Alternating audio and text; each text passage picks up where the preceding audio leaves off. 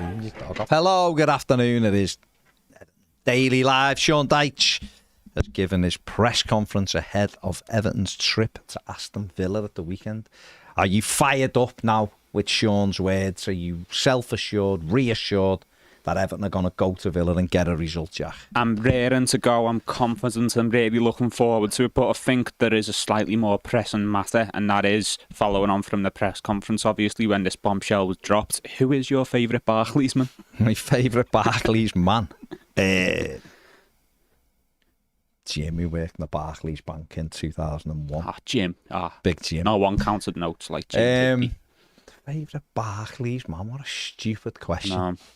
JJ Kocher. Only because I heard the fella mention him before. Don't know. You'd have to go back and think, wouldn't you? Yeah. You'd have to go back and look at the tapes and go through players. And is actually going to be a show that we do along these lines, isn't it?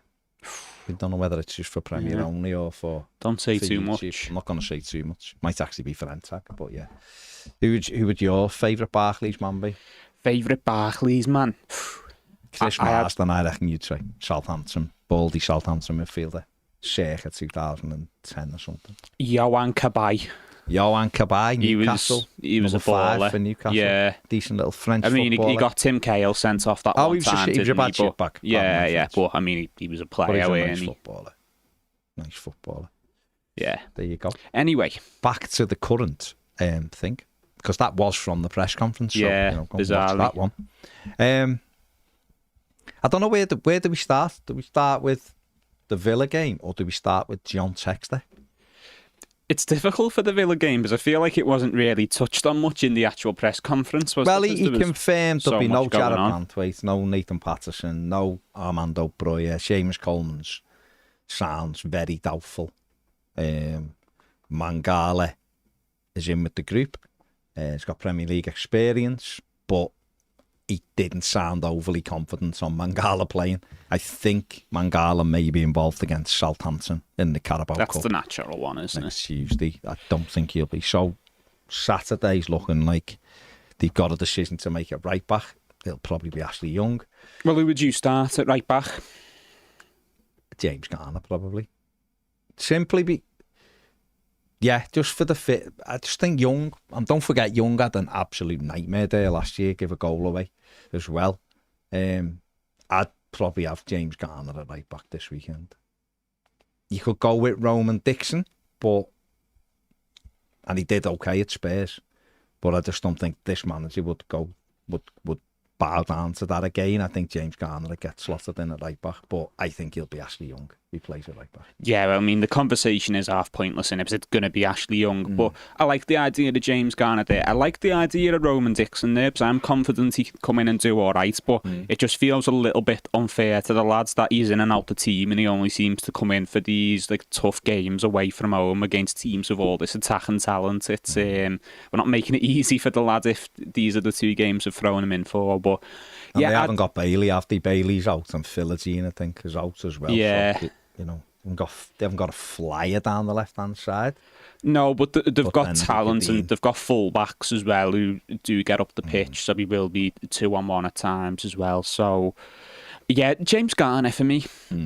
But it's going to be Ashley Young, isn't it? It's probably going to be Young, Keane, Tarkovsky and Michalenko, isn't it? If we're looking at it that way. Yeah, and we keep banging the Jake O'Brien drum, don't we? And it's not even about Jake O'Brien's quality anymore or Michael Keane's performances. It's this defence has conceded too many goals, therefore you change the personnel in it, don't you? Especially while Brantwaite's out and you're without your strongest back four. So it's not like you'd be taking out a guaranteed starter, someone who's earned his place in that team on merit. You're looking at your other backup options and going, okay, we need to change something here, but we're not going to see that. So it is going to be Ashley Young, Michael Keane, James Tarkowski and Michalenko, unless he goes free at the back, which he has done against Villa before, but I don't think he'll do at the weekend. Yeah. Just then, for Tyrone, the tapes, have you seen that? Have you ever seen that speech? It was a line from a Freddie Starr routine from years ago about putting the tapes, get the tapes on. if you haven't seen it, it will have gone way over your head, which is why I said the tape. It went over Jack's head, of course. Very, very funny sketch from years ago. Yeah, I listen, it'll be that midfield. It'll be probably very similar to what he normally plays, and there'll be Harrison and McNeil. I wonder if Giles stay in with it being away, or will he bring Adelaide Corey in and try and shore it up a little bit? You can't drop a player after a man of the match performance, can you? Especially someone like Ndiaye, who is doing the yards defensively as well. He's not a luxury player. He is. He has got more to his game than Decore, but he's not a luxury player that we have to carry. And he's almost, if we're against the right opposition and we'll have more of the ball, we can afford to have Ndiaye. And he works hard. He works hard and he gets about the pitch. And I think his performance against Bournemouth speaks for itself. He has to be in the team. I think starting Decore, no offence to Decore, but it's a slap in the face to the fans, really, especially the ones who will be going down to Villa, because Ndiaye has been one of the few shining lights so far in this season for us. He's one that is giving the fan base a little bit of hope, because we've seen his performances, we can see his quality, and he's the one the fans will be looking forward to see play at the weekend. So I think to not start him. Yeah, I mean, he might just leave Dwight where he was against Bournemouth in the 10 and have Ndiaye on the in front of Michalenko again. Sophie says the man is a joke, never takes responsibility at all, saying the subs never lost us the Bournemouth game, and it did. Kev Murphy says, afternoon lads, Dyche is the only manager who answers a question 5 minutes explaining it, and I haven't got a clue what his answer meant. Yeah, he does dodge around a few as well, doesn't he? When he says, well, regardless of what the answer is, and then goes off on a tangent and usually gets a few of his sayings in there, nuts or bolts, or, I've been in this game a long time, or X amount of games. It's, I think he makes it quite clear that he won't answer the question if he doesn't want to, and there's usually not even an attempt to give some sort of an answer that you could ask him. So, what's the injury news and that? And he'll be like, I had a lovely pizza last night. It was great deal on in Costco. Sophie says Keane and Young in that back four. Villa will score 6 or 7. Bob says, I thought it was interesting when Dyche said the Bournemouth result wasn't down to substitutions. Can't say I agree, but it is what it is. Well, it definitely is what it is, because it's done, isn't it? It's done. But he mentioned the minute he made them on, and he mentioned the amount of subs made compared to other managers, I think, as well, didn't he? But it wasn't even necessarily the number of subs that was made, it was the subs that were made for a lot of people, weren't it? Not to keep going over old news, but the substitution was James Garner on for Tim. And that's not a case of, it should have been made 20 minutes earlier. It's not a case of necessarily not making enough substitutions, although I think he could have benefited from making 1 or 2 more. The personnel was wrong. And definitely should have replaced James with Ashley Young, because he was never going to put Roman Dixon on, let's be honest, but he could have replaced him with Young for 15 minutes. But, he's made this. He doesn't think it was the sub, so that's fine. He's got his own thing, isn't he? Kieran says his circumventing of questions is up there on a par with Kamala Harris's debate performance. Dyche for number 10. Someone else says he'd make a great politician as well.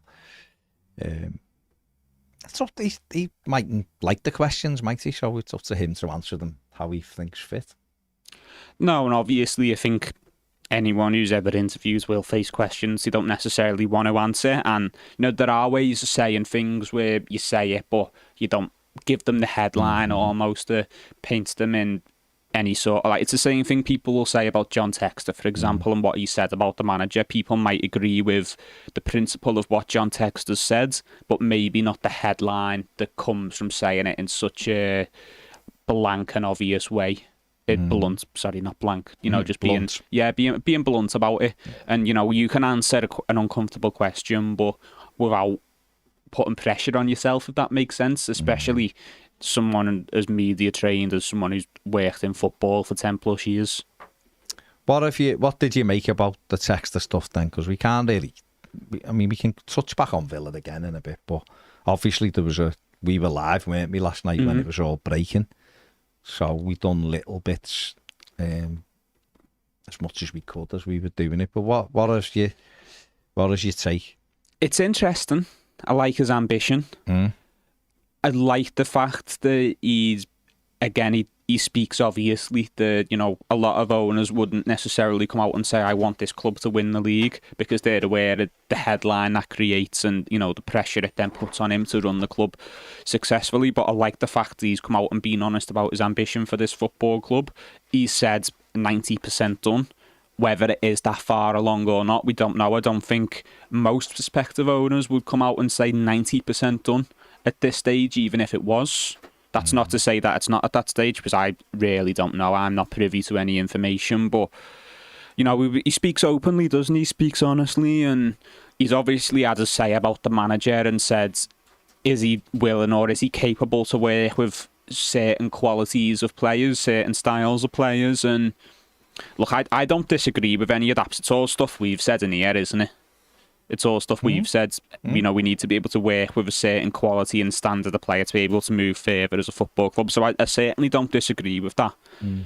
In terms of Textor saying it, though, to the press, I don't know if it's necessarily helpful. Now, people might disagree with that because they might say, well, the manager, he's not good enough, he's not doing well enough, I don't really care about what benefits him, and that's fair enough. But he is the Everton manager, regardless of whether we like that or not. He's going to be the manager on Saturday. He'll most likely be the manager for the next game after that.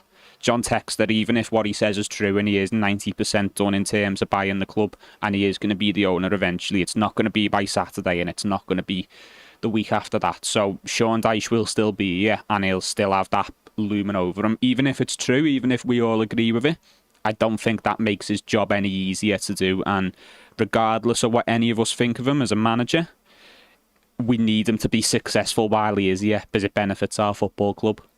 And I don't know if those comments necessarily help him. Interesting. I don't see anything wrong with them, to be fair. I don't see anything wrong with them because I don't disagree. Yeah, I think he's been asked the question, he's answered it. I think the problem Everton have faced for so long is we've had an owner that doesn't answer any questions and it's been missing. John Textor's obviously trying to get some of the fan base on side, because why wouldn't you? So yeah, it's probably difficult for me to answer because I agreed with everything he said, and he's absolutely right to put the manager under pressure. The same as he's absolutely right to put everyone else under pressure. Put it this way, if he was already our owner, I'd have no problem with it. Because, you do have to put pressure on him if you're going to be the one making the decision whether you sack him or not, or when you sack him. He said he admired everything he's done. Well, you've just said yourself it's pressure, though, isn't it? He's putting pressure on the manager. I think he's just saying to the man, look, you can skate round, Simon. We can skate round it, right? The fact is, we brought in Jesper Lindstrom in, and the manager hasn't fancied him so far, even to put him on for 10 minutes, right? And it's just an example. And lots of people. And I'll be honest, more of my mates who aren't Evertonians are telling me the fella we've got in charge shouldn't be anywhere near our football club, rather than the Evertonian mates, you know what I mean? This is people looking at it from afar and outside. If John Textor would have said, if I was the owner and Dyche doesn't win on Saturday, I'd sack him, I'd be with you going, how is that helpful? What are you talking about? He never said anything like that. He just said, it's can we grow as a football club? He will have been asked, what does that mean for Sean Dyche then? And I'm sure his answer was what he said, which was, well, I'd sit down with him and say, can you do this? And have you got the ability to manage these players? And how do you feel about that? Because Sean Dyche might go, no, I manage in a certain way. Whereas I didn't see anything wrong with it, but if you think it's a thing, then that's fair play. It's the timing of it for me more than anything. Because like I was saying, the club, isn't he? No, he is. But like I was saying, if he was our owner right now, I'd have no problem with it because he owns the football club. It's his choice at that point who the manager is, and if he wants to sack the manager and move in a different direction, all things I'd have no problem with. By the way, I'm not saying this in terms of he's wrong to criticise Dyche, because he's not. It's the timing of it. Because we don't know if and when, even if it looks likely that he will, we don't know when John Textor will be owner of Everton Football Club.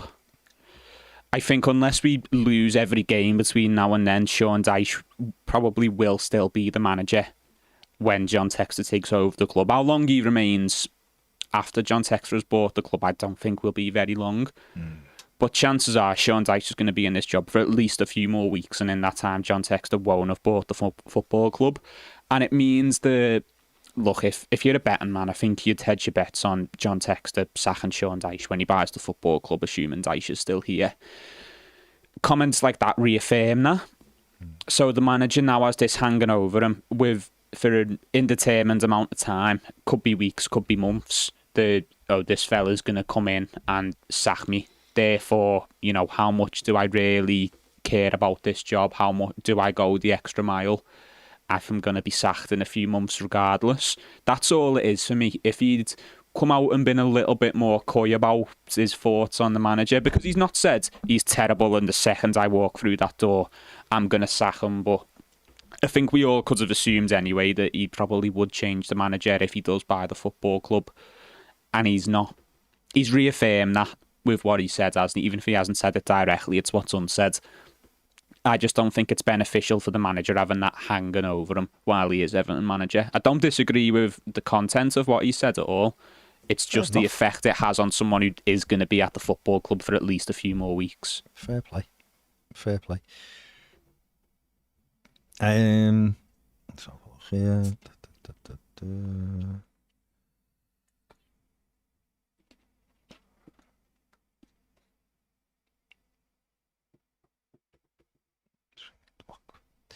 Kieran says, I liked Textor in the Sky interview, but didn't understand how he seems to think the club will be able to spend a lot more money on players if he becomes the owner. Well, the ground will be paid for, so there's a big slug of money coming back. He'll get better deals commercially, more money. Things improve dramatically from next summer, more money. And Everton PSR-wise are miles up this year so far on player trading anyway. So it's not hard to see how you can actually start spending money. And I think also, just judging by what he said about Sean Dyche, and this is the bit that I'm more excited with, forget about who the manager is. The fact he's looking at those kind of players. South American markets, something we've banged on about for years. Everton just seem uninterested in it. Well, he's an owner who's very interested in it. So those players you can get for bargain prices and make them big money on them. So that's how.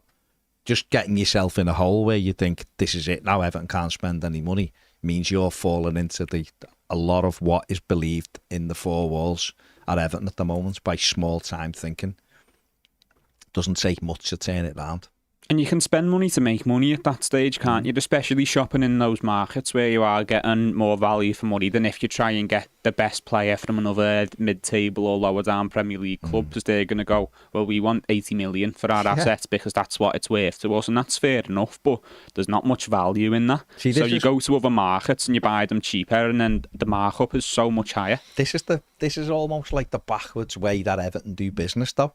Everton have had less money, say, over the last 3 to 5 years than they did the previous 3 years before that, if that makes sense, since Mashiri come in. The first 3 years, money was flowing with Usmanov and things like that, and even up to getting Benitez. Usmanov was still trying to plough all sorts of money into it.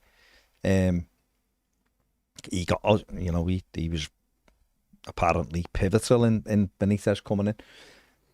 In the last few years, that money stopped trickling for obvious reasons, with wars and COVID and stuff, so that it hasn't been as easy, and obviously the PSR stuff. But in that time where that money is dried up, why have Everton deliberately stayed in a market that is overinflated? That's the bit I literally would have a massive issue sitting here with Kevin Thelwell, listening to him justify it, because I would say, what are you talking about? We've got a limited amount of money, and yet you're still trying to shop in the most overinflated league in world football when there is other talents everywhere else that every other club has picked up.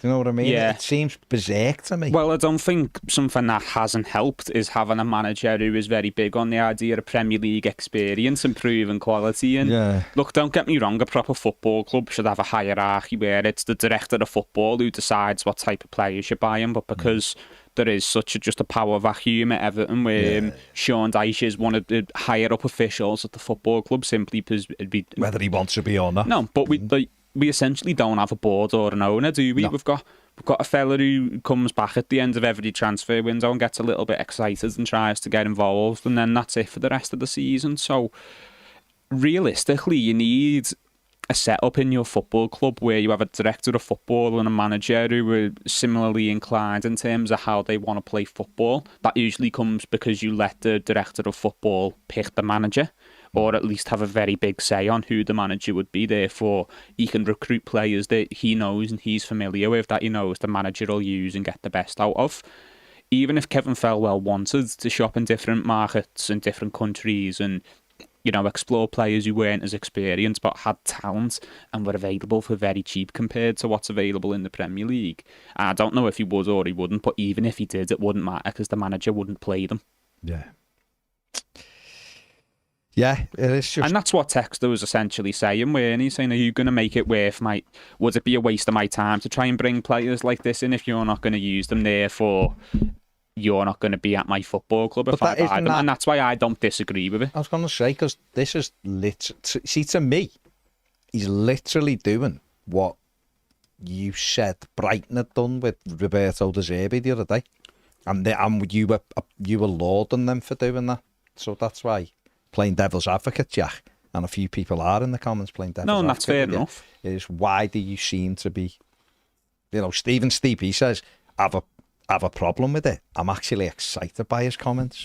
I think it's how you look at it, though, isn't it? It's like, I think what Jack's trying to do is look at it from it's not very professional, is it, what he's done? But what he's doing is but it's not. It's not. If he'd have said, he'd be under pressure. If I was the owner, I wouldn't have agreed. It's not professional what he's done. It just depends what you want him to be professional. Yeah. I'm not here to say whether he should be professional or not. I don't think it's very professional what he's done, but that's fine. Fair we as fans look at it. Don't cry ass them when no one says a word. Moan about the series, or no one says anything. He's not. What he's doing is not very professional. That's just fact. That's fact. So Everton have been professional then by not saying anything? It doesn't matter. What he's doing isn't professional. He doesn't own a football club, and I hope he says more. And he's putting pressure on the fan on the manager, but he's stoking the fan base, isn't he? He's getting the fan base excited. That's the point. That's fine. That's fine. He has to back it up now. Yeah, he has to back it up because far too many people. Well, not far too many people. Lots of people will just roll their eyes and go, "We've heard this before." He's got to follow through with it now, and that's all that matters now. That's all that matters is that John Textor sells his shares in Crystal Palace. And if you're a Crystal Palace fan, I'm sure you got many views on the interview because some of the things he said about Crystal Palace, which is a club he still has shares in, which I found a little bit strange considering he's trying to sell his shares in the club. And he's got to back it up. It's as simple as that. It's we've been here before. We've heard it. We've seen it. Where so they are exciting comments. Can you manage the kind of players I want to bring in? That's he's throwing the gauntlet down to this manager, the next manager, whoever. So and it of course it will excite people. Of course it will excite people. Got to. It looks. Everton have got ahead of it, which is quite interesting because they've put that statement out before the press conference. I don't know whether that's why they delayed the press conference 15 minutes to allow the journalists to get that, see it, get something out on their things, and then maybe they thought questions wouldn't be asked. I think they'd be very silly if they thought questions weren't going to be asked based off what was in that. Because to me, all that says is, I'm going to double down on my question. Absolutely. I'm going to double down. And this isn't going to stop me from asking a question when I've got the fella sitting in front of me just because Colin Chong has put, or whoever, the AI, has put a statement out before the press conference. Can't be Colin Chong who put that out. But written by AI. No, it's Everton again being in the news. But what's very interesting, that I find very interesting, is we know for a fact, because we were part of it, that 777 were thrust upon us to speak to us and to be a de facto, try and be a de facto mouthpiece for them, because they sat with us. Everton Football Club were clearly very aware of that that conversation we had with them and other people, and tried to say, listen, this is what we're going to do. All John Textor's done is gone, no, I'm going straight to the main man. I'm going to go straight to Alan Myers, who I know has got a voice not only for the Everton fans but for Sky Sports, and has already interviewed lots of other owners of football clubs around the Northwest. And I'm going to get this story straight out. And at the same time as that story coming out, also held a press conference in Lyon, where questions were asked about Everton, where once again he put it on the toes of everyone, saying, this is what I'm going to do if I buy Everton, and it's 90% done. So it's more than 90%, didn't it? So he is being very, very forward. Back it up then. Do it. Do it. Put your money where your mouth is and do it. And that's it. Now that's the next stage of it, isn't it? People, he said it's the 30th of November is the cut-off date, essentially. Does that mean exclusivity? I don't know. No exclusivity. Says his agreements with Machine. No exclusivity was mentioned today when Everton spoke about it. So Everton would love him not to speak about it. Everton would love anyone not to speak about it. But then, if that's what you want, don't push potential owners into people then when you're desperate for some kind of good news coverage. So John Textor very much has put it on Everton's toes today. And in many ways, I'm like you, Baz. I look at that as a good thing and go, this is the first time in a very long time someone's actually put anything on Everton's toes and said, there is pressure on you, mate. Because actually, I'm coming in. I'm buying this club. If you don't improve your results, my mate, you're out the door. And in fact, it's not even if you improve your results. You've got to improve your results. And I've got to see something tangible that says you can work with the kind of player that I want to bring in.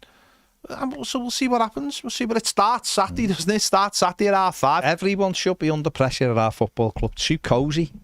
It's too cosy. Things have gone on, and we've been allowed to slip into a decline. And everyone, we're upset the manager. Why? He's had no one putting pressure on him for 9 months, and he's won 5 games of football. Pressure can be put on internally, though. Who's putting the pressure on internally? There's no one, mate. No one. But that's why this statement has come out. There is nobody. I'm made up. Not about Sean Dyche. Put Sean Dyche to the side. If the football club feel under pressure now from an owner, if people at the top feel under pressure because someone's trying to buy it, then that's a good thing. Honest to God, right? Go and look at other top clubs. I don't know what's happened to us. We're all blooming. Oh, no one can say anything in case you're upset. What? Upset what? Upset what? We'd get beat every week. If we won every week, I'd agree with you and go, why is he trying to rock the boat? We're bottom of the league. We've conceded 10 goals. We've won 5 games since December the 16th. All of these records here that people are pissing themselves at. We're just... I don't know what's going on. It's just the very nature of this country, though, what we talk about all the time. Like, I watched yesterday an American footballer do a press conference about being arrested and pushed to the floor by a policeman. Do you know what I mean? Like, that's what they do in this country. We're like, oh, you can't say nothing. Well, I think other clubs do. No, fans of other clubs stand up. I don't think. No, I think there's a media. The media's a bit. There's a way There's a way of doing things in this. What's hilarious in this country is the media, in its own way, can say exactly what it wants to say and will say anything it wants about your football club. Yeah. And then it gets in a room with said people and won't say boo to a goose. I found that question that lad said about the Barclays man quite interesting, because there is a culture of, you can't ask him that. It's like, why? The lad's in a press conference. He might have been told by his editor, ask him that question, and he's asked the question and he's got a response on it. We always say the difficult questions always get the best answers. Yeah. Alistair used to do brilliantly for the BBC, used to stir the pot, and people were like, oh... And you'd see people like Lampard, so, I don't really want to answer that. But you go, no, you need to answer that. There's not enough of that at press conferences, because there is this thing of like, when you go there, anything he says, that's it. There's no follow-up question. There's no anything, you know. It's why we never get answers to proper questions. We never got a question today about where's Delhi. Weren't we told that over the international break there'd be a bounce game where Delhi would get his fitness? No one even bothered to ask that question today. Because journalists, a lot of the time, it is that thing of like, oh, and it's so-and-so. Oh, you know him, he's sound, he'll let you off with this question. The media in this country are amazing because what they do, as I just said, they write stuff all the time. The club's going to fall to bits on Tuesday. And then when they get in a room with the guy who could tell them when it's they don't ask a question. Or it's like they just ask soft questions. So it is sort of refreshing to hear a guy from America go, no, I'm going to do this. I'm actually going to do this. This is going to happen rather than, you know, we don't have. It's a country thing. It's our country as a whole. You know, a thing of like. I watched the video last night of Dan Mice in the ground, and they were like, Dan Mice said something, or Darren might have said something of like, it looks good enough to play on now. And Colin Chong very quickly went very defensive and went, no. There's so much work to be done, and it's like, what? That's the very nature of our country and our football club is no, there's loads to be done. Don't be getting it. How dare you all get excited? There's so much to be getting done. Loads. There's so much that actually it's going to take us right up to that deadline. That's why I'm saying I'm not even. This isn't about Sean Dyche. The thing is what it is. He's just part of it right now. The club needs pressure put on it. Absolutely. Everyone's been bemoaning what's going on at our football club. No one's said a word. So people are mixed, real mixed message in here. Not happy that no one says anything. The minute someone says anything, we get offended. I don't. I'm absolutely thrilled, and I hope. I'm not offended, but just let me be clear. I've said I like a lot of what I've said. I like the fact he's come out and he's been open, and he's not given us media trained response. So he said, "No, I want this club to win the league." Yeah, I completely agree. I'm not saying you don't agree with the sentiments, right? I know what you're saying about Sean Dyche. I personally don't. But you mentioned about De Zerbi and Brighton and how I praised that, and yeah, I absolutely agree with what Textor is saying. That's how a football club should be run. So that's good. But my view of things is Sean Dyche is going to be the Everton manager on Saturday, and even if it is in a minor way, I don't know if this makes his job any easier on Saturday because it's distraction. It might do, and if it does, then fair play. But the players have got to do the job, but I'm not talking about Sean Dyche in this instance. I'm talking about the football club. It's an entity, and it's an entity that has been silent for too long. Ted just nailed it. We've got Colin Chong, who's a lovely fella. Worked with Colin years ago. He's a lovely fella. But the defence comes up the minute you... Oh, don't say it's nearly finished, because then we'll get questions about why we're waiting 8 months. I want to know why we're waiting 8 months to move into it. There's no one can sit there and give me a good enough reason why we aren't moving into that the minute it's done. The club needs to make money, right? But they've made the decision. I can't change it. Don't be so defensive about stuff. You are all under pressure. It is a football club that has been circling the train for 3 years, and no one has been able to change it. Sean Dyche hasn't been here 6 weeks, and so he's been here nearly 2 years. He's now one of Everton's longest serving managers in the Premier League. He's the 7th longest serving manager in the Premier League, I think. Right. So I should be seeing all sorts from him in 2 years. If he can't shape something in nearly 2 years, then he needs to look at himself in a mirror. Right? But this isn't about Sean Dyche. I'm talking about my football club as an entity. Forget about people. It's an entity, and it's an entity that has been in managed decline, and people have accepted it. I talked before, Phil Neville, me and you spoke about it. Phil Neville got almost like ripped out of our football club and rewritten out of history for saying if Everton finished in the top 10, that'd be a success. Now, I don't agree. I was fucking fuming when he said it. What he meant was, look at the wage bill where Everton is. Everton is finishing 6th and 7th, are punching on wage bill alone, right? I don't agree with that. It's about players doing the job. Yeah, but if you actually do a breakdown of where teams finish, the highest wage bill normally wins the league, or is up there or thereabouts. So it's probably the one true stat that you can place a team. If you have got a decent wage bill and you're finishing near the bottom, there's an issue going on in your football club. And Everton have been that. Everton's wage bill shouldn't put them 17th and doesn't. But Everton have been there. Our club has been allowed, one way or the other, to just go into a corner and wither And the fans have dragged in. This is why people were moaning the other week when I said at the time, I probably used the wrong word. I said it only stayed up because the fans. Of course, it wasn't only the fans. It was Sean Dyche kept it up. As Frank Lampard had kept it up the year before, even though people want to rewrite history there as well. The man kept Everton in the Premier League, the same as what Sean Dyche did. No one can say any different because he did. And his name's on the door, the team that stayed up. But our club as a whole, I'm talking about as an entity, has let itself fall. You reeled off 5 clubs yesterday that had gone past us like that 3 years ago weren't even in our rear view mirror. I've just left us. Brighton.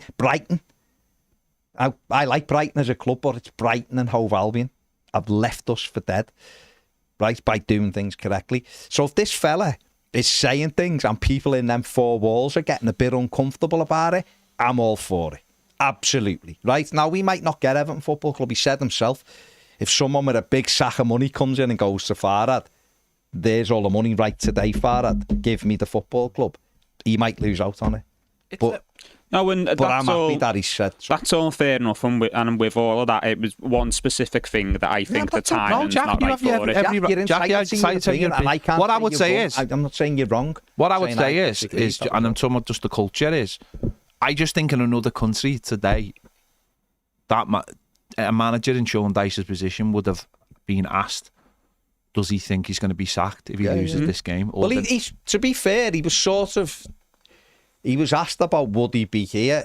Yeah, because they mentioned last year your contract. Yeah, no, that's different. Yeah, though. But he didn't even commit. That's the only way you can do it in English media.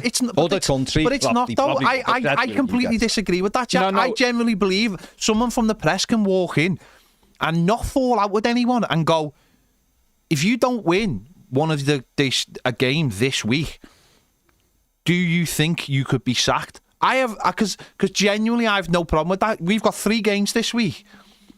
And if we lose all 3, I'll be honest with you, mate, I don't know how, again, we've said this loads of times, just to say if we lost 3 games this week, or say we lost 2 of them in the league, I'm not sure, mate. I'm not sure many people survived that. Can I just interject here? Just the way the club has fallen.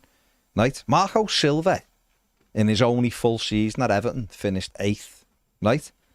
And we finished the season brilliantly. We didn't concede a goal from March till August. Yes, I'm including July, when we didn't play a game in June. But that was how long it went. It was Man City, and we played Liverpool and Chelsea and Arsenal all at Goodison after that, and we beat them all. Right? Sorry, drew with Liverpool, beat Chelsea and Arsenal. Marco Silva, in his first press conference of the pre-season, was asked what he thought about him being one of the favourites for the sack. When Everton had just finished 8th. He had to field in the opening 3 or 4 press conferences questions about losing his job. And Everton were 8th. And Everton started the season. We drew at Palace, we beat Wolves, we beat Watford. Why was that? No, why was that? Because there was pressure on him. No, why? It's not because there was pressure on at all. It's because he's Portuguese. Oh, okay. And he didn't. But there was pressure from media. No, but he was because he's Portuguese, and he is how he looked in press conferences. I know, but if you step back, look at what he just done. He just finished 8th, and we were looking for Europe. And but that's what I'm saying. No, 2 weeks in, and yet we've lost 3 games, conceded 10. We might get pumped on Saturday, and you're worried that John Textor might have put 1% pressure on him. If that doesn't say where the standards have gone. What are you saying, Jack? He said your opinion is correct in your head.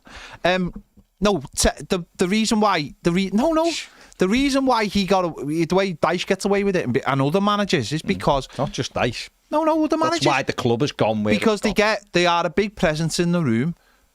They make jokes. They're like, all right, mate, all right. Marco Silva used to walk in the room with his head down and have a look of a beaten man, and people just wanted to pile on. Whereas with Dyche, they don't see that when he walks into the room because he's very calm, very assured, and they're not going to give him the answers with the pressure, but they might just fall out with him and not get that interview or whatever, and that's part of the game. Yeah, and that to me is where the media is not the media as in it's the media's fault. I have a problem with the way the media is in this country in terms of they rule the roost. They pump all the money into the Premier League, and they probably don't feel like they can go into a press conference and go, do you fear for your job? Like today, not just because of what Textor said, because if you've lost the first 3 Premier League games, and that could be 4 on Saturday, could be 5 next week at Leicester. And no one can ask those questions because it is that thing of like, you're right, Sean. Because it's like, no, you don't give him an interview. And then you don't give him an interview and suddenly he hasn't got a job and he's having to write his own thing and maybe it doesn't take off and all that. It's weird. The whole thing's weird. Yeah, but that's what I'm saying, Ped. I'm completely with you that should never, ever be the case. And any manager who's lost as many games as Sean Dyche should be able to field questions about his job security. Bluntly, by the way, not in roundabout ways that he can skirt around bluntly. But that's just not the way it is for English managers and English football. And it's not right. I don't agree with that. I'm not a fan of that. But that's why we won't see it. Let me welcome Dex and Joe Hillen doing new members. So what if by, and I'm not trying, I'm just going to say to you, like, what if by what John Textor said, he does open that door to people going, oh God, this fella could potentially be the Everton manager, and he's just actually opened the door to say, do you fear for your job? Because that's why I think Everton got the press release out beforehand. They sort of just to stop that from happening for the first question to be, do you fear for your job if John Textor takes over as the Everton manager? Because I don't think Sean Dyche would have handled it any worse than he handled what he said anyway, because he's very cool and calm. Sean Dyche, you never see him rattle, to be fair to him. And he knows what he's doing. He keeps everything on a very even keel no matter what. And he said that when he's celebrating goals. Which is, he can handle himself. He can handle himself, and I just, that's why I find it really weird. But then that plays into, it's like, there's no point asking him that question because he'll just bat it off, and it's like, no, you've got to ask the question, no. But I think John Textor, by saying those things, has opened a new avenue of people going, that's interesting. It's benefited the media certainly because it has. But don't you think that benefits us as fans? Because there are a lot of people asking questions. Don't get me wrong, his entire statement benefits us as fans because it's what we've all been saying. For me, and I'm not trying to defend him because I'm not even trying to defend him. It's not a case of I'm speaking. Okay, and I know you're not defending him. I'm just saying. But it's not a case of I think he's a great manager. He should be in the club regardless. It's just looking at it realistically and knowing that he is going to be our manager for at least 2 more games. And if he's here, regardless of what anyone thinks of him, regardless of if anyone thinks he should be at the club, we need to try our best to try and win these games, and that is largely dependent on how he performs as a manager. So you put the circumstances in place for success, don't you? You're right about that. I'm right about everything, Ped. Jack, I'm rubbing off on you, brother. Comments will... Well, go on, let them have to say, because I'm a lot of them have had to say. Yeah, no, but I'm happy to have the I'm going to do discussion. some Premier member comments because they keep us going. Dan said I was feeling really positive following Textor's comments till the club said, well, that's just his opinion. Then I've just watched Dyche say that Pep doesn't make subs, so he's fine. For someone who bangs on about dealing in reality, he is sounding delusional. Steve P says, Baz, don't know about you, but that Textor interview got me quite optimistic, particularly part where he was naming young South American players he's just signed for Botafogo, who we'd never in a million years sign in the current or past regime. So it does make me think things would be a lot different if it happens. You can tell he actually knows on modern football. I mean, he can't subtract money off the top of his head, but we'll carry on. And with the players Leon signing him clearly being involved in it, I'm confident there'll be a clear change and improvement in our recruitment. Let's be honest, if he does take over, we'll 100% have a new modern manager next season, which is the most important thing. Rob says, what exactly did we sign Breuer for if he's injured? Well, everyone knew he was injured though. He's a January signing effectively. Maybe we'll see him November, December time, but it's a January signing that we get first dibs on because we're not paying his wages until he's fit, aren't we? And no loan fee. So we knew what we were getting. Yeah. It's the whole thing. And we get to have him round the squad and that while he is getting fit. Listen, he will be a good addition to Everton. Whether he gets enough goals, time will tell. But he'll be a good signing for Everton to have in the squad. He's got the Yaks number anyway. There you go. And I think... that is a Barclays man. That's a Barclays man.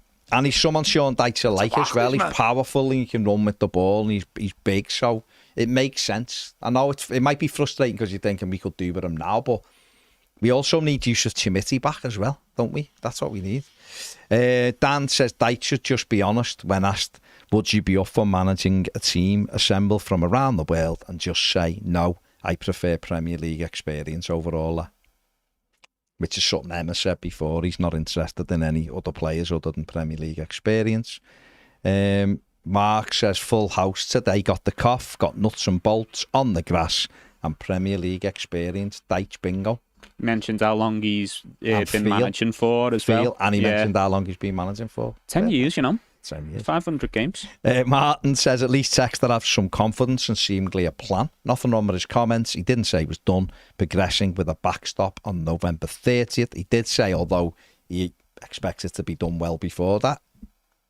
Obviously, something's going on. Dyche is a joke with his little snide comments about his lack of subs. He needs the sack when we lose tomorrow.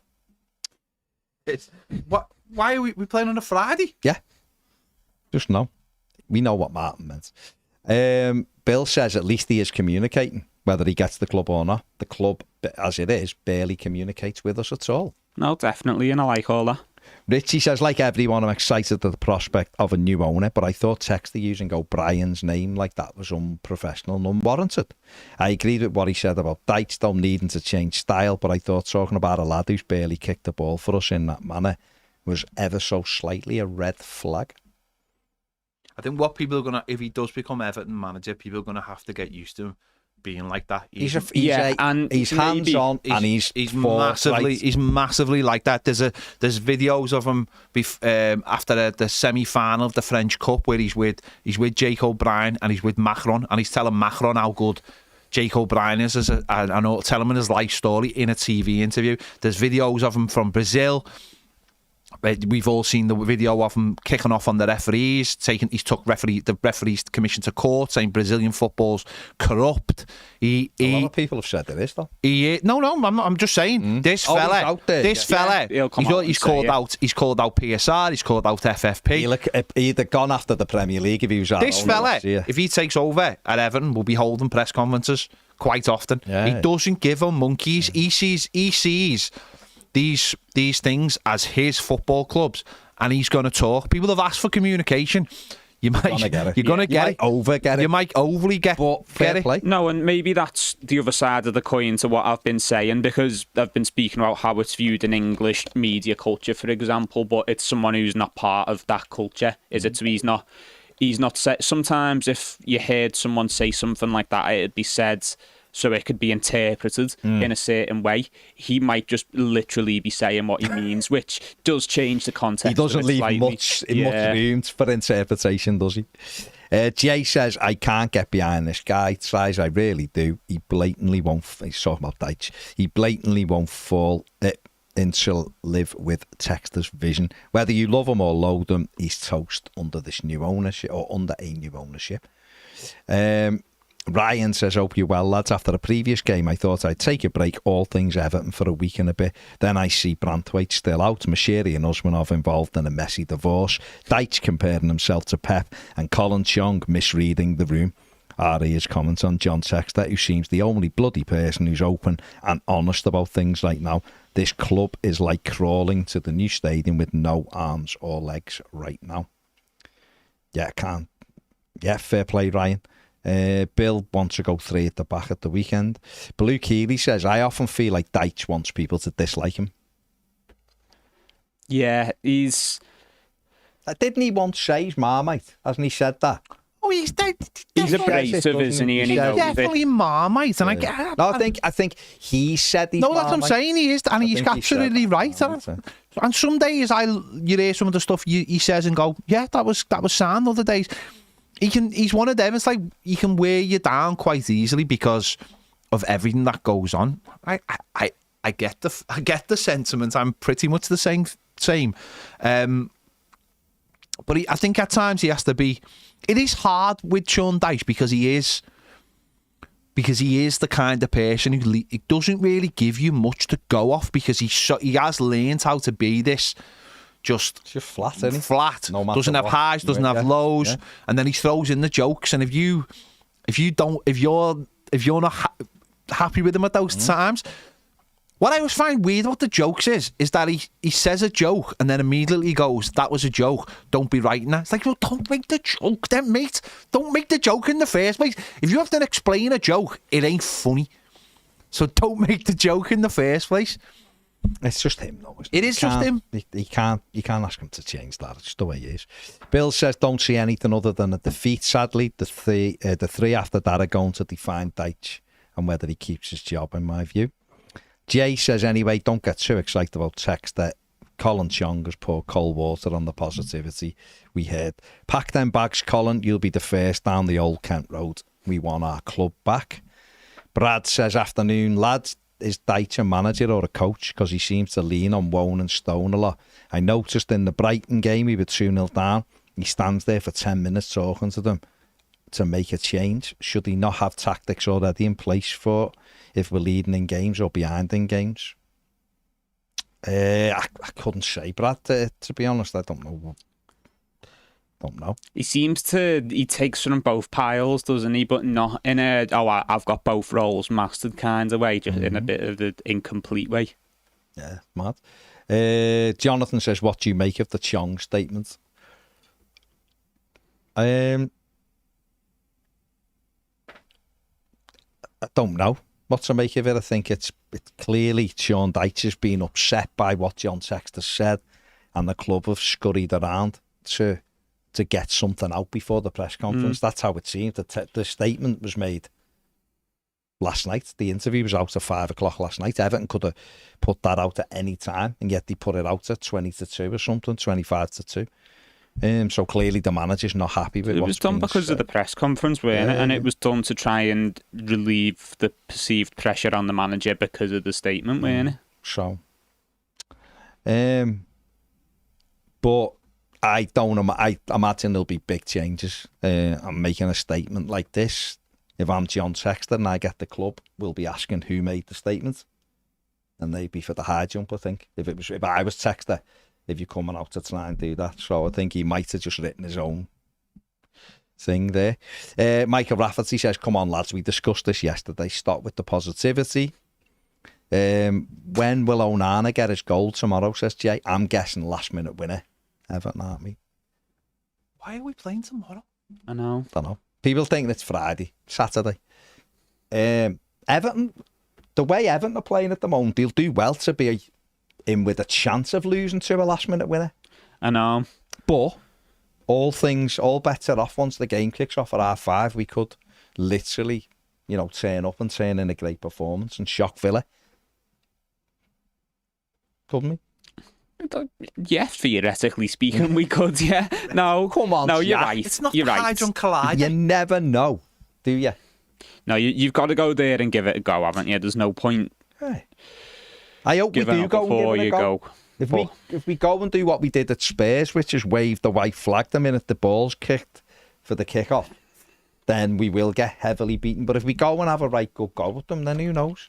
They got a few players out as well. They're not at the 100% full strength. Champions League on and Tuesday. Got games Tuesday and that, so you never know. Dan says, sorry, Jack, couldn't disagree more on the timing. In a time where the manager talks nonsense and the club hides from the fans, I think we needed someone to come out with comments like this. The light at the end of the tunnel. No, that's fair enough. And I like 99% of what he has said. I must admit, I would have liked him to have said them last week. Oh, before the game? Yeah, I would have liked them last week to have said these things, because I just think then maybe though he said them. No, I know. No, he's probably said them because he said them because he's. I just think if he said them last week, sign on the dotted line is why he said them. If you say them last week, you've got more time for it all to bed. I don't think he was as far down. No. I know. I'm just saying in a perfect world. In an ideal world. You want to say them last week so you can get it all out, get it all done, and then by the time the next game comes, it's all come and gone in many ways. Jay says the Corey can't shore things up. That's the issue. Stephen says, I like what Textor said, especially around players. Looks like he has a plan for us. Mark Mack says, Bella Thomas Frank lad.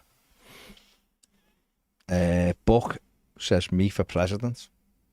Brian says, even Julia didn't ask about Delhi when she said she would. Questions were quite good though. She might have been told not to. Because they might have said he's in. There's nothing really to say. He's injured still. You know, so I don't know. Blue Keeley says, Textor, whether he buys us or not, speaks his mind rather than dancing around stuff and gets to the point. The opposite of how this club has been for far too long. And he says, Baz, I found it interesting when Dyche was asked, is there any plans for a new contract? Or does he see himself here next year? I did, to be fair, mate. He ignored the question. There was no desire or I want to be here. Yeah, he didn't even answer it.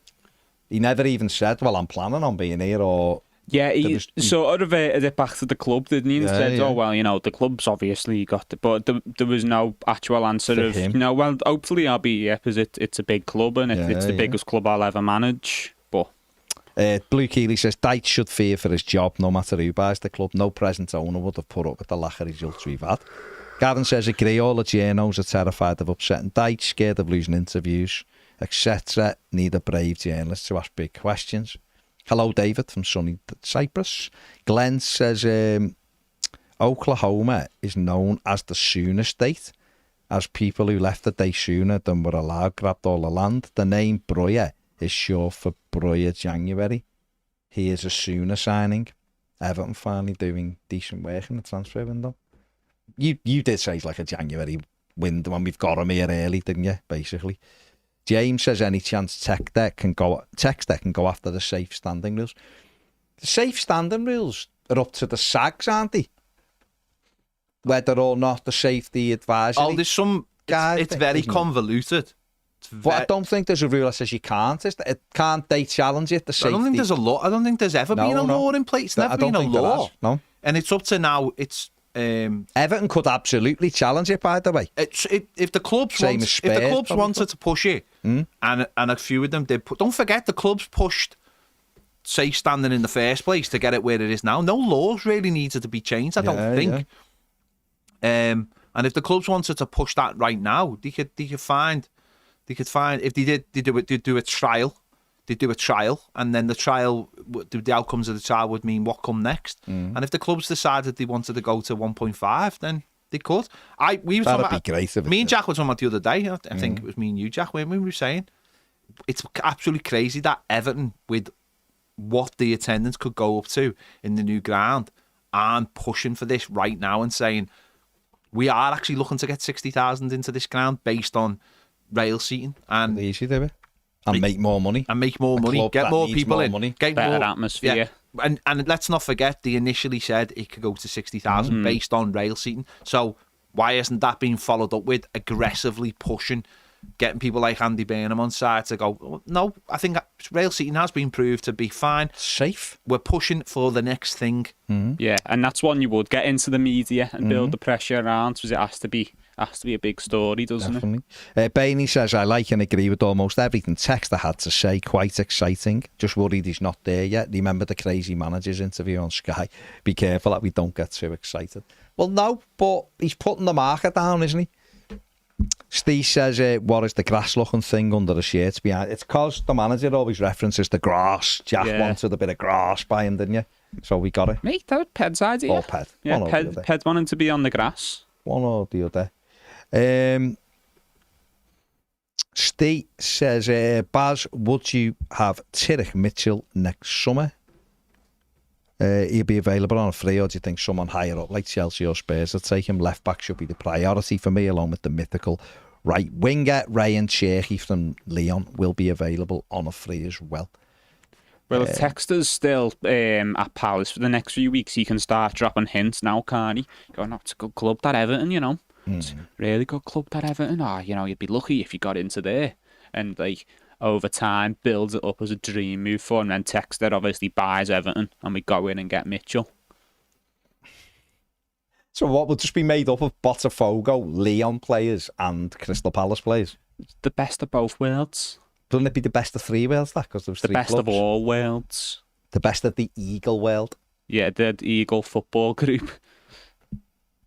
Duckdo says, last minute goal from Onana, but the final score's 3-1 to Everton.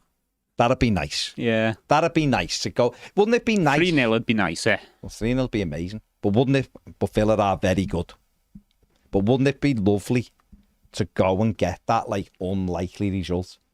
Do you know what I mean? Like Bournemouth fans after 86 minutes either watching on streams or stood in Goodison Park or I turned the telly off or whatever. It'd calm us all Imagine it. down a lot, wouldn't it? I would imagine it though. Imagine if Everton just went and ground out like an unlikely win. You know, even do what happened to us on a few occasions last season. Go and get battered and just break and nick a goal and win a game. You know, like Fulham's win at Goodison and Wolves win at Goodison. You know, how the hell they got to a position where they won the game.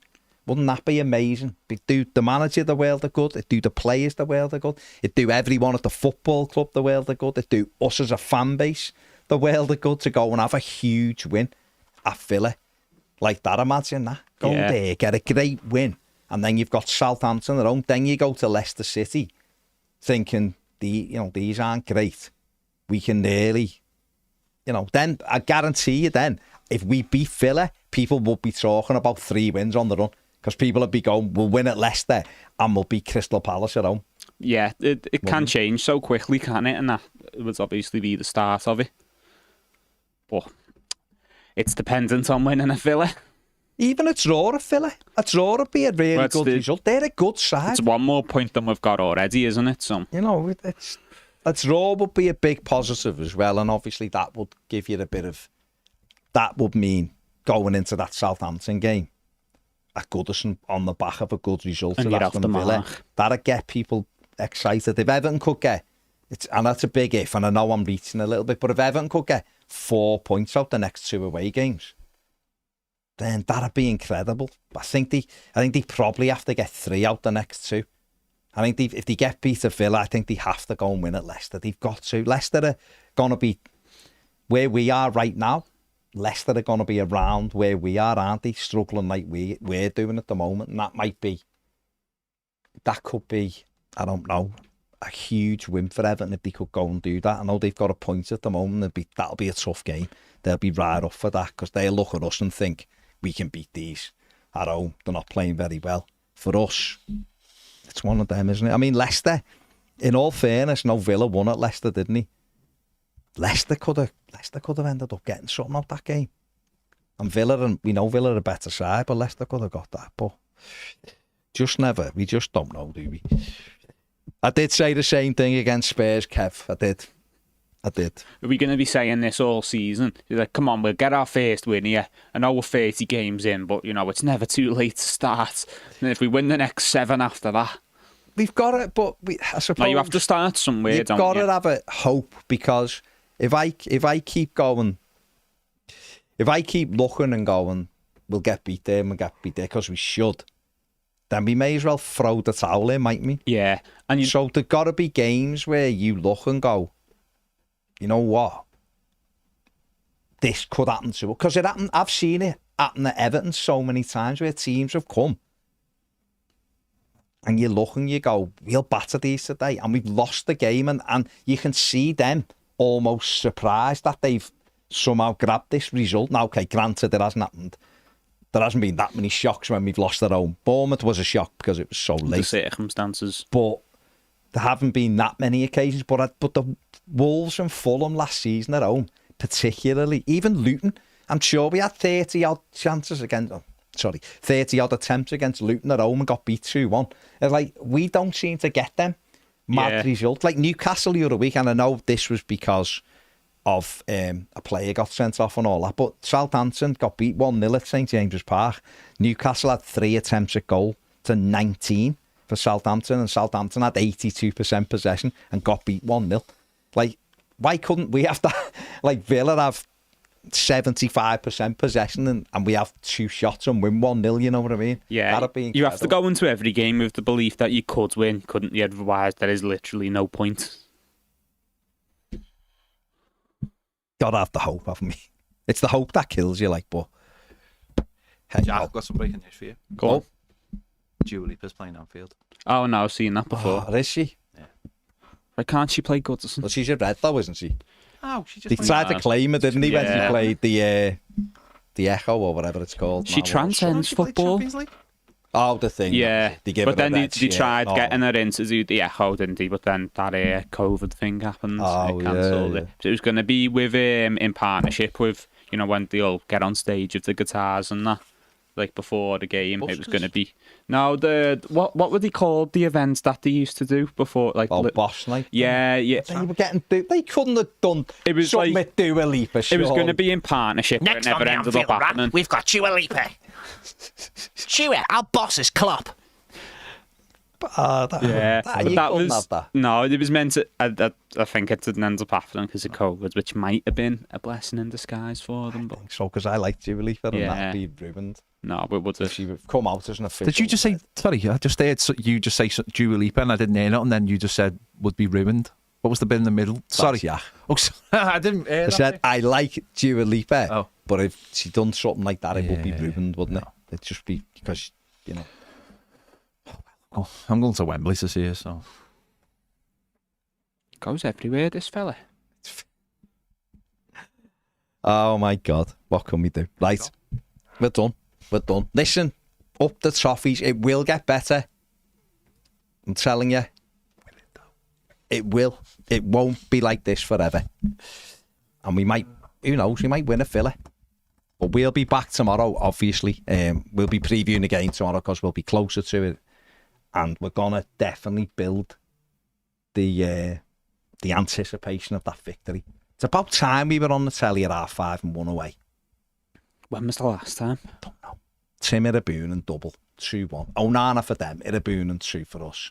And we can go, we got the better team. Onana own goal. And Could our you own imagine? goal. Is there any, last bit, is there any Villa, forget Onana for now because he's an obvious one. Is there any Villa player that will bring you joy if they scored an own goal in the injury time? Luca Dean. for rolling around. I still like Luca. Well, yeah, but Even after that, Couldn't shenanigans get at Goodison. That's nothing for what he give us on the pitch. A little. Oh, thing what was his name, the poor lad? What was his Roger. Roger Tweedle. Oh, Roger Tweedle. Can only throw Red Bull cans now. Trying to get a drink and it just spun out of his hand.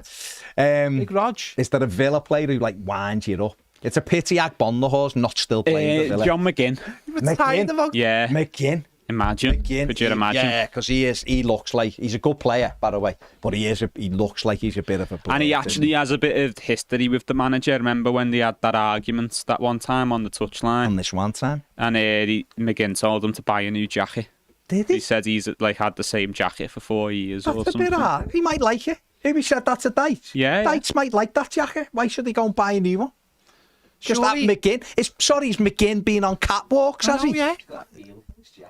Also, it's like Got the nuts and Why is bolts of the McGinn? jacket. Why is McGinn giving fashion advice during a football that's game? not don't good know, for it the was years environment ago. either. Yeah, If fast Dyche fashion. keeps clothes longer, then that means there's less clothes need to We be are- made. we're So are we saying throwaway- McGinn's an environmental terrorist? Basically, I'm saying that. Well, Well, goal. yeah. He bait a little short He's- ass. We live in a throwaway society, Mr. We McGinn. need to get Yeah. Greta Thunberg onto him. They're about the same Yeah. height anyway, aren't they? McGinn, lovely footballer, but I don't think you're qualified to give advice to Sean Dyche on what jacket he should wear. I just don't. Who came to his defence now, eh? Because he's right, he should be defended here. Yeah, I mean, every self-respecting man has at least 2 jackets, though. So you can, Sorry, does Sean McGinn check what jacket Sean Dyche wears every other week? Well, yeah, that's Or the every thing. week? Has he seen his wardrobe? Does Exactly. it? How does he For know? all McGinn knows, he might have had a different jacket on the It week was just a before. Saturday jacket. No, I can't get behind John McGinn. So we're going with him, own goal. to give McGinn Everton own the goal. Win. Will's gone with Ross Barkley. God, they've got a few ex-Everton players, haven't they? They've got 3 ex-Everton Is players, Olsen still there? and none of them played in the same team as each other. Yeah, that's mad, isn't it? No. No, Dean and Barkley couldn't have, could they? No, you're right. Yeah, is Olsen still there?